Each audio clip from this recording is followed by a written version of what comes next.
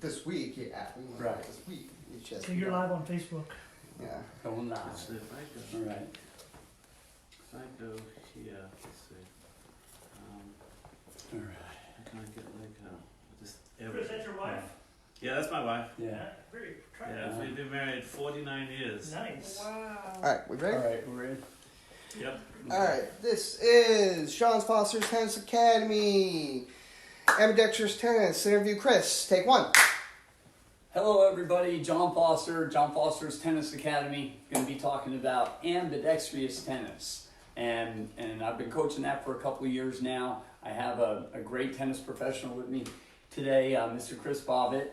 And I really haven't even run this through Chris yet, so I'm just going to ask him off the cuff some things that I've been doing.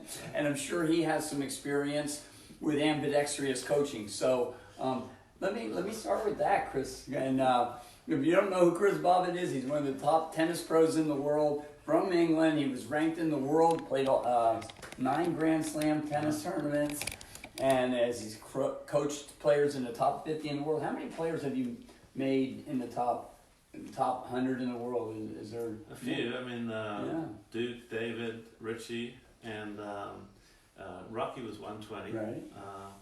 So 4, and then some ladies. I coached just for a week. Sue Barker. She was like 3 in the world. Yeah, Sue Barker, I remember her. And then there was another girl I worked with for a while, but that didn't go too well.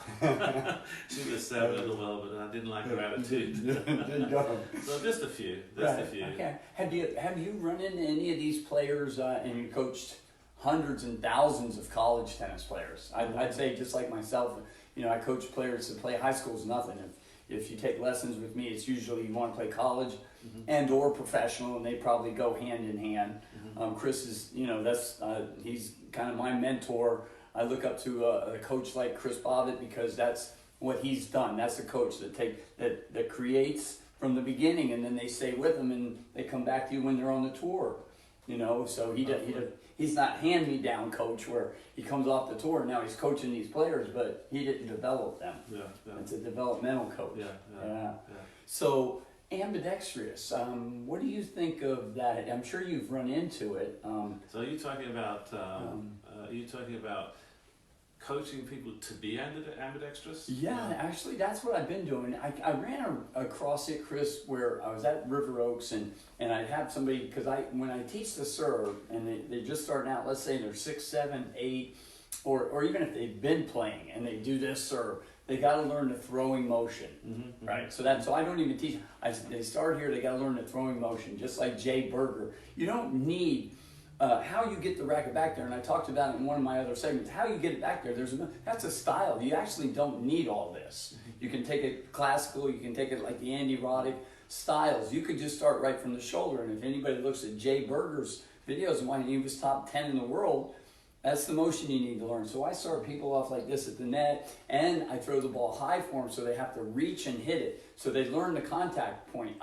I teach it to them the first 100, 200 balls. Then when you put a ball in their hand and they throw it up, they hit it where I've been throwing all the balls before. It's kind of done deal. And then once they can serve the ball and they do the right grip, and then I get into it takes me about 5 minutes to show them the motion. 5 minutes after maybe 6 months or 3 months, whatever it takes the kid to learn that throwing motion and make it in, and then they have it. But anyway, when I would teach them that, sometimes they weren't hitting the ball, and hitting the ball isn't the important thing when I'm coaching the service motion. I just want them to learn how to throw. And then sometimes I'd say, okay, put it in your left hand, and then they'd throw. And I noticed with some kids, they were better with the left hand than the right. And so I'd turn to the parents, I go, you sure he or she, they're a lefty, they're not a righty, and they didn't know.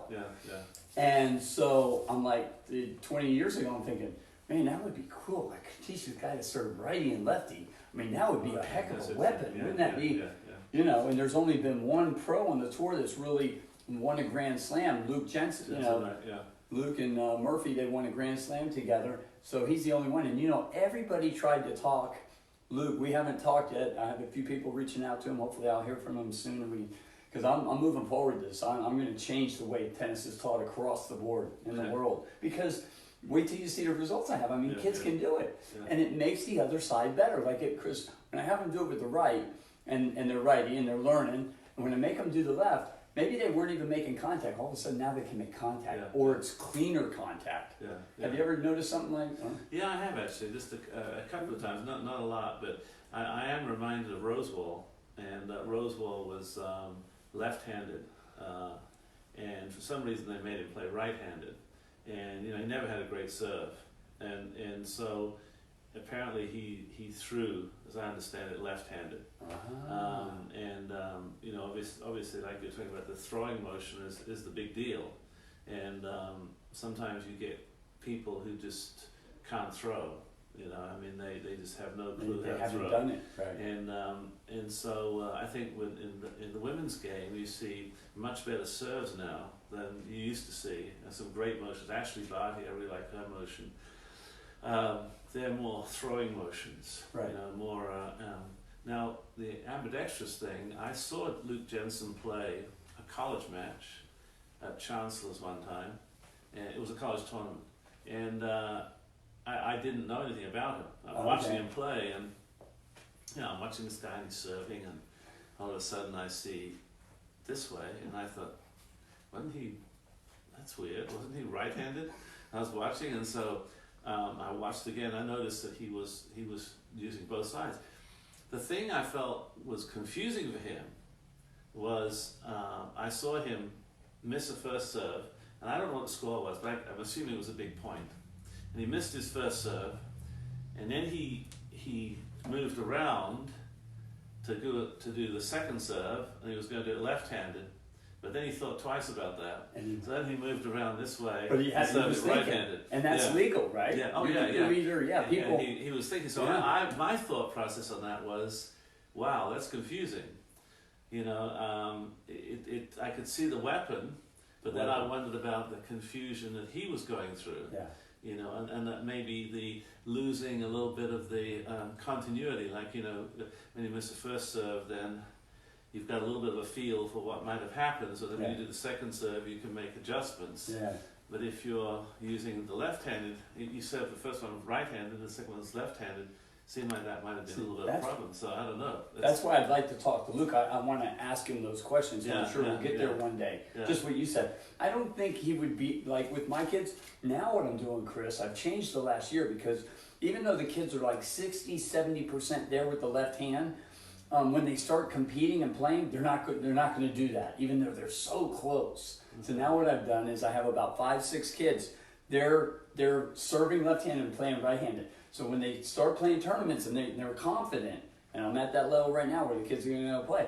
When they start playing, then I'm going to teach the right side. It's funny because and I know all the parents coach the kids nowadays. So the parent or other coaches will go help this kid with his right arm, and it's a mess. And I'm like, good. Don't let him work with your left hand, because I got that going good.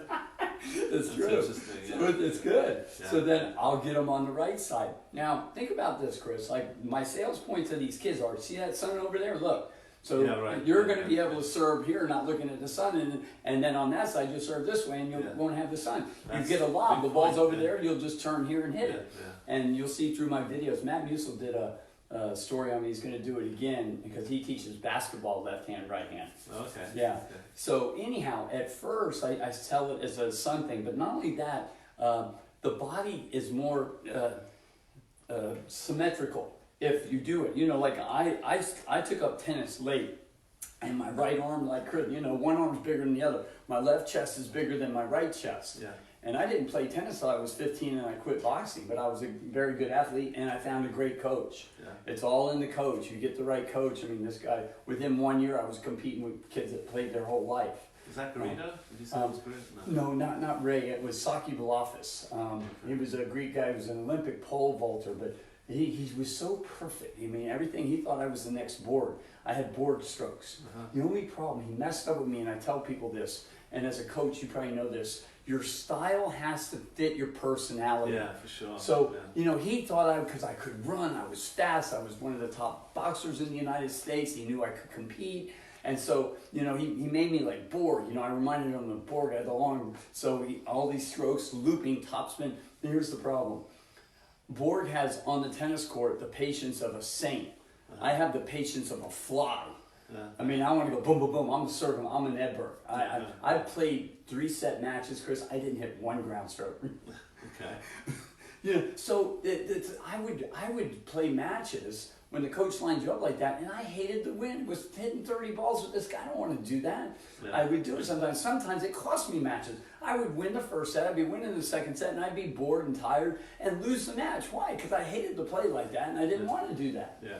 So if you coaches, if you have find out what the kid wants to do, and then coach that, and they'll be better. Like I had a girl, I know Chris, you can relate to them. I had this one girl, she loved to fly around and smack the ball, and the dad's like, look, be consistent. And I was trying to sell him on the point, look, let her fly around and hit, and she's gonna like it, and then she could probably be good at it. That's what she does. Yeah. Any great athlete, and back me up on this one, I think, that they perform their best when they're doing what they like to do. Oh, sure, yeah. Right? I agree with that completely, yeah. Yeah, definitely. So so now I'm even teaching the left hand, forehand, so that their body. So let's say a kid nowadays. Here's the problem with coaching it the way we do it now, where you do one side or the other. How about the kid? He's 6, 7 years old, and we start coaching him, or somebody's coaching him, and you're helping the right hand. And then 11 years old, they play for 3 or 4 years, and then they go, well, I'm going to be a soccer player. They're like something else. They're symmetrically imbalanced the rest of their life. Their body. Now the problem from 6 to 7 to 11, the bones are going to be bigger. My bones aren't bigger. My muscles are bigger. But in these kids during those growth years, their bones are going to be bigger. So when they go to lift weights or play football and do something, they're imbalanced. Okay. So not only that, but you're making a better athlete. Yeah. So at first, the advantage to ambidextrous tennis is the sun. But then when they get to be 15, they're playing high school. When you can pull the person out on the forehand on the do side and then on the left side, that'd be a great asset. And when it goes to the pros, guess what, Chris? It's going to change the rules of tennis 10, 15 years from now, because imagine if Nadal could serve. Here's another thing. Nadal is right-handed. His uncle taught him left-handed. Yeah. We know that. A lot of coaches know that. A lot of people don't know that. His uncle taught him lefty. Lefties, left brain, right brain, it's more creative brain. So when you use the left hand, you get a little smarter. I don't know about that. I've had some smart people tell me about that. But if Nadal could pull you off the court with the left and the right, breaking serve right now on the pro tour is what, 80%, 85% the guys hold? Yeah, I'm not sure it is. It's way up there. It's pretty high. What would it be if they could serve both hands? Yeah. 90%. One serve. Yeah. But that's 10, 15. Advantage. It would be, so I think, when that happens 10, 15 years from now and people are serving with both hands, it's got to be one serve, because otherwise you can't break serve, and tennis would be boring to watch. Anyway, what do you think about all that? It's definitely interesting. I mean, the points you brought up are thought-provoking, because one of the things I found when I was playing was that I hated to play lefties, because a lot of the big points are played on the ad court, and the lefty could pull me off the court with their slice serve, and of course back in those days most of them did slice. Yes. And it was grass, and so they pull you off the court, and then you just have no chance really winning the point. I mean, they hit a volley winner to the other side. So for me, playing a lefty was really tough. And the right side wasn't so bad. When they sliced it out to the right, the deuce court, because that way I'd have a forehand or whatever. Right. So I wasn't quite so vulnerable in the deuce court as I was in the ad court. And it used to annoy me sometimes playing lefties, because it was like, even if they weren't so good, it seemed like they had a big advantage in the ad court. Right. So if you had a player that can, like a righty, that can slice it out in the deuce court, okay, that's cool. Ash did that. Yeah. But Ash couldn't pull you out on the ad court. Right. So that was nullified.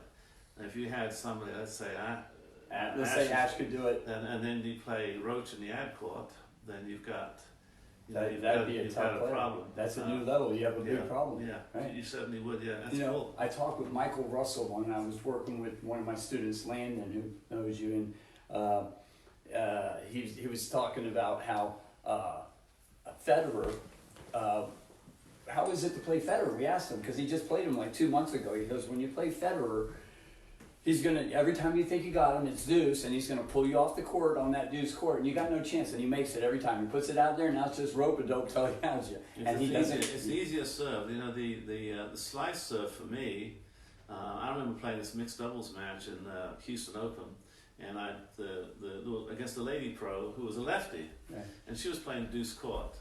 And she said to me before the match, she said, Chris said, can you do me a favor? She said, don't give me the big serve, okay? And I didn't have a big serve, so I'm like, okay, I won't give you the big serve. That's okay. And so the first pointer, I sliced it wide, which was my best serve. And she looked at me and said, okay. She said, why don't you just give me the big serve? I thought that was pretty funny. Right. Because that's a serve that, if you've got a pretty good slice, that's a serve you can hit on a pretty regular basis. Yeah. That's not a tough Yeah, serve. And so for Nadal, it's a tough serve to go wide. Yeah. You know what I have them doing also, Chris? When I teach the volley, I have a couple on tape. You take a look at it. I have 26 kids that can serve lefty and righty with the serve, but now I'm bringing it into the volleys where they volley 2 hands, 1 hand, 1 hand. Same thing on this side, 2 hands, 1 hand, 1 hand. Interesting. Yeah, so they can volley out both sides. Now let me ask you something, not to get off ambidextrous tennis, but we will, and we're going to wrap this up here. When you teach volleys, and I know a lot of top pros like Chris Bovett, and you know all the people that coach nationally ranked, they don't coach underspin on volleys. How do you feel? I mean, when I teach a volley, I teach underspin. The first lesson I have is I explain top spin on ground strokes, and I show them top spin, underspin on volleys, and slice on the serve. Even it's our first lesson, that's how you play right there. And a lot of top players, I'm not going to mention any names right now, Fred, but it's a flat volley. Well, what I teach is, first of all, I teach like maybe a little bit more than a continental grip on the volley, like it's a little bit more eastern backhand. Well, it's not eastern backhand, but it's not just continental. It's a little bit more around. So the racket angle when you start the forehand volley is more like this, 45 degrees. Let's say backhand volley. I like to do the same thing, and then I like them to keep the wrist firm, and that's why I teach that grip. And I teach them to catch and carry. Catch and carry, right? And catch and carry. And the idea is that, you know, if the grip is more continental, or let's say more towards an eastern forehand, right, and they have to do this with the wrist, and Yeah. I'll demonstrate that. I'll use their grip and I'll make the volleys, and I do this, and I say, you see what my wrist is doing? And they tell me yes. I said, okay. I said, now I'm going to hold my grip, and I do the same thing, and there's no wrist movement. I said, so I don't like the wrist to move. Right. So the underspin it should come from what I'm teaching. Right, from what, Yeah. it's And, there. it Right. should be there. So yeah, Yeah. I mean, I don't necessarily teach it from a point of view of put underspin on it if they're not. It's more of a feel. It comes more of a feel. Yeah, and so I want them to feel what they're going to do. And feel comes from spin. Wouldn't you agree with feel? Yeah, I mean, you can do it flat, but that's very hard to do. Yeah. Like I do a skeleton thing where I want them to feel it, catch and carry, like you're talking about. Yeah. And like I said, Chris Bovett, I learned something about catch and carry. Don Petrine taught that, carrying the ball, feel the ball. This coach that I couldn't afford to taught Mary Jo, he's always like, feel the ball. And so for years learning, I was trying to feel the ball. Yeah. Chris catch and carry, Macy and Nick Bollettieri both with skeleton, where they want you to hit it real flat on a ground stroke and carry the ball on the racket a long time. Okay. Well, Chris, thank you again. All right, man. And I hope Enjoyed it. let's do this again. This is fun. John Foster, Talking Tennis with John Foster. Check it out on Facebook we're doing right now, YouTube, Vimeo, Instagram, we got them all. Thank you, everybody. Black Gold Productions. Okay.